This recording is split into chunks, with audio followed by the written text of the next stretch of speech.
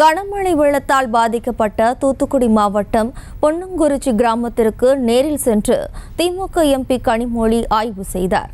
அப்போது எம்பியான கனிமொழி தாங்கள் 15 முறை தொலைபேசியில் அழைத்தும் அத்தனை முறையும் அழைப்பை ஏற்று தனக்கு பதிலளித்ததாக அங்கிருந்தவர்கள் கூறினர்.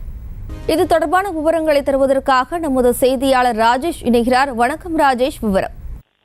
வணக்கம். தூத்துக்குடி மாவட்டத்தில் பெய்த கனமழையின் காரணமாக அங்கு பெரும்பாலான இடங்களில் வெள்ளப்பெருக்கு ஏற்பட்டது. அதனால் பாதிக்கப்பட்ட மக்களுக்கு பல்வேறு அரசியல் கட்சி தலைவர்களும் நேரில் சென்று ஆறுதல் தெரிவித்து உதவி வழங்கி வரக்கூடிய நிலையில் அந்த மாவட்டத்தினுடைய நாடாளுமன்ற உறுப்பினராக இருக்கக்கூடிய கனிமொழி அவர்கள் தொடர்ந்து 17ஆம் தேதியிலிருந்து அங்கேயே தங்கி மக்கள் பணியாற்றி வருகின்றார். குறிப்பாக வெள்ளத்தால் பாதிக்கப்பட்ட ஒவ்வொரு கிராமத்திற்கும் தினசரி பட்டியல் போடப்படுகிறது. இன்றைக்கு எந்தெந்த கிராமத்திற்கு செல்ல வேண்டும் என்று அந்த வழியெல்லாம் வகுக்கப்பட்டு தினசரி அவர்கள் பல்வேறு கிராமங்களுக்கு சென்று அந்த பணிகளில் பாதிக்கப்பட்ட மக்களை நேரில் சந்தித்து ஆறுதல் தெரிவித்தும் அவர்களுக்கு தேவையான நிவாரண உதவிப் பொருட்களும் வழங்கப்பட்டு வருகின்றது.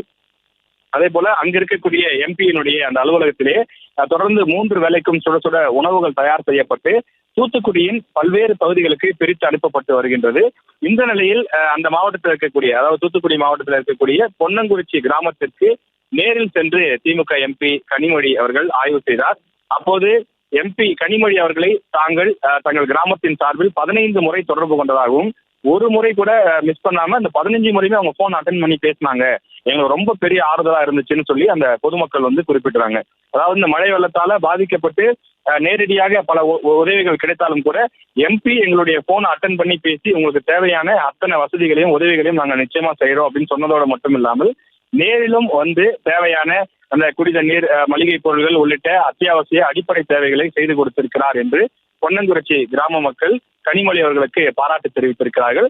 அதே போல தொடர்ந்து அவர் அங்கேயே தங்கி இருந்து அந்த பகுதி மக்களுக்கு தேவையான, அதே போல திமுக மகளிர் அணி உள்ளிட்டவர்களெல்லாம் பல இடங்கள்ல பல மாவட்டங்களிலிருந்து வரவழைக்கப்பட்டு கனிமொழி எம்பி அவர்கள் சார்பிலே குடிதண்ணீர், மருந்து பொருட்கள், அதே போல காய்கறி, மளிகை பொருள் உள்ளிட்டவை பார்சல் செய்யப்பட்டு ஒவ்வொரு பகுதிகளுக்கும் அனுப்பப்பட்டு வருகின்றது.